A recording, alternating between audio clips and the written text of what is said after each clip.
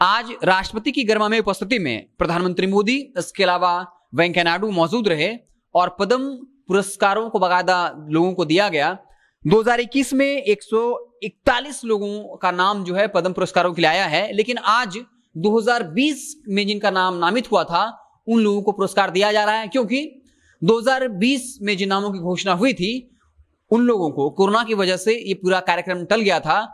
नियम ये होता है कि गणतंत्र दिवस के मौके पर इन नामों की घोषणा की जाती है और मार्च और अप्रैल के महीने में पुरस्कार दिया जाता है, लेकिन कोरोना की वजह से ऐसा नहीं हो पाया और आज और कल यानी आज 2020 में जिन लोगों के नामों की घोषणा हुई थी उन्हें पद्म पुरस्कारों से नवाजा जाएगा और फिर कल 2021 में जिन नामों की घोषणा हुई है उन तमाम लोगों को पद्म पुरस्कार दिया जाएगा।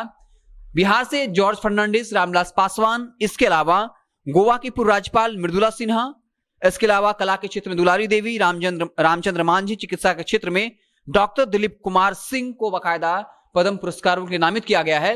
रामविलास पासवान को पद्म भूषण दिया गया। हालांकि बता दें कि रामविलास पासवान की पुण्यतिथि के मौके पर चाहे वो तेजस्वी यादव हो, चिराग पासवान हो, पशुपति कुमार पारस हो, लगातार वो भारत सरकार से मांग कर रहे थे कि रामविलास पासवान को भारत रत्न दिया जाए, जो देश का सर्वोच्च पुरस्कार है, सबसे बड़ा पुरस्कार है। उसके बाद नंबर आता है पद्म विभूषण का और तीसरा नंबर आता है पद्म भूषण का। तो भारत सरकार की तरफ से जो नामित किया गया है वो तीसरे स्तर का जो पुरस्कार है भारत भूषण, उसके लिए नामित किया गया है।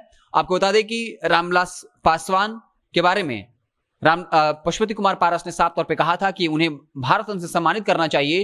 राज्य की तरफ से मांग रखा गया था कि रामविलास पासवान की पुण्यतिथि को राजकीय अवकाश घोषित करना चाहिए। इसके अलावा पशुपति कुमार पारस ने यह भी कहा था कि लोजपा का जो कार्यालय है उसे राष्ट्रीय स्मारक के तौर पर घोषित किया जाए।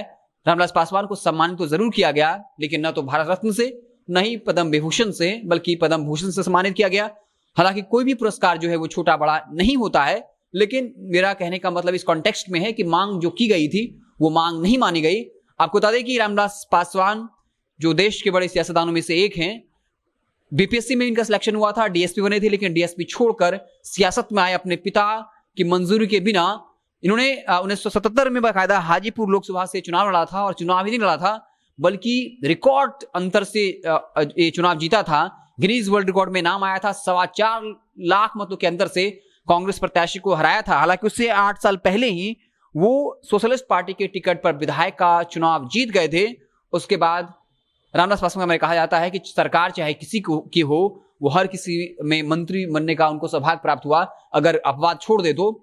और प्रधानमंत्री मोदी से काफी अच्छे रिश्ते रहे। पुण्यतिथि के मौके पर भी रामविलास पासवान के लिए प्रधानमंत्री मोदी ने बाकायदा एक लंबा चौड़ा पत्र लिखा था और इसके बाद चिराग पासवान से फोन पे बात भी की थी।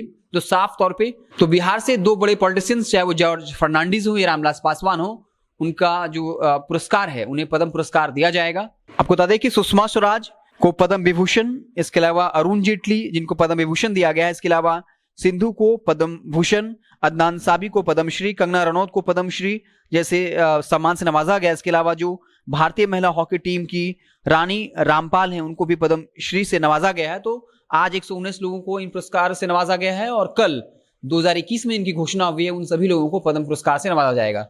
आप देखते रहे जनता जंक्शन। बहुत बहुत धन्यवाद।